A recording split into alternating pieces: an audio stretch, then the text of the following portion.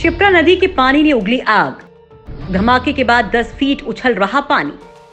शिप्रा नदी में धमाके के बाद इलाके में दहशत की स्थिति है।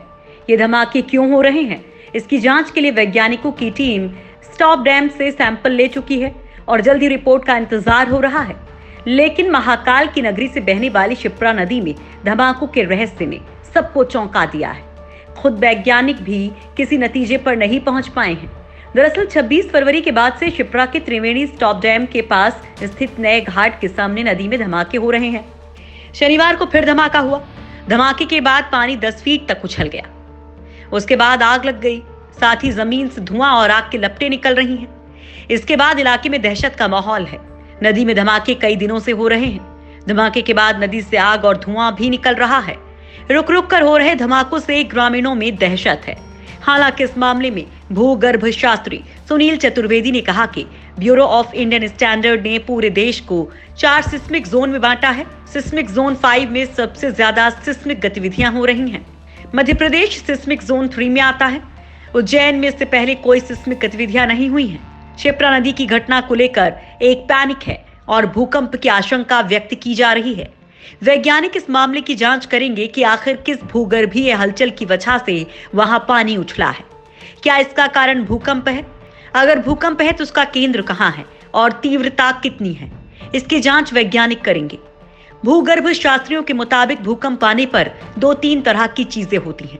एक तो पृथ्वी में पूरा कंपन होता है, साथ ही पानी का लेवल ऊपर बढ़ जाता है। इसके कुछ इंडिकेशन उज्जैन में भी मिल रहे हैं। पूरा मालवा रीजन डेक्कन ट्रैप में है। इस इलाके में लगातार भूगर्भीय हलचल हो रही है।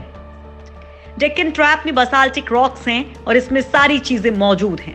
दरअसल बारिश के बाद इसमें जो कैविटी होती है उसमें पानी का फ्लो होता है। कई बार ये कैविटी कैल्शियम कार्बोनेट या कोई और मिनरल्स के डिपोजिशन की वजह से जमा हो जाता है। आसान भाषा में कहें तो अगर कोई नाली है, उसमें एक पाइप डाला है, पाइप का कोई हिस्सा किसी वजह से ब्लॉक हो जाता है, उस जगह पर पानी जमा हो रहा है। प्रेशर के बाद जैसे ही वो मुहाना खुलता है तो बहुत तेजी के साथ ऊपर बढ़ता है। इस तरह की घटनाएं होती हैं तो ब्लास्ट होता है। ऐसी घटनाएं आमतौर पर बारिश के दौरान होती हैं। इसका भूकंप से कोई सीधा संबंध नहीं होता। उज्जैन की घटना के बारे में एक्सपर्ट प्राथमिक तौर पर इसी थियरी पर बिलीव कर रहे हैं। हालांकि वो इस बात पर श्योर नहीं है कि ऐसा ही हो, कुछ और भी हो सकता है। लिहाजा शिप्रा नदी की घटना की जांच होनी चाहिए कि आखिर उसके पीछे क्या कारण है, क्योंकि ये जानना बेहद जरूरी है कि शिप्रा के जोन में भूकंप की आशंका कहां है। और अगर जांच में ये बात सामने आती है कि इस घटना के पीछे की वजह भूकंप नहीं है तो इसे एक सामान्य घटना माना जा सकता है। वैसे उज्जैन में महाकाल मंदिर के करीब बहने वाली शिप्रा नदी में पहले इस तरह की घटना नहीं हुई है। मालवा रीजन में ऐसी घटनाएं सामने आती हैं। कई बार ट्यूबवेल खोदते वक्त जमीन के अंदर से चिंगारी निकलती है।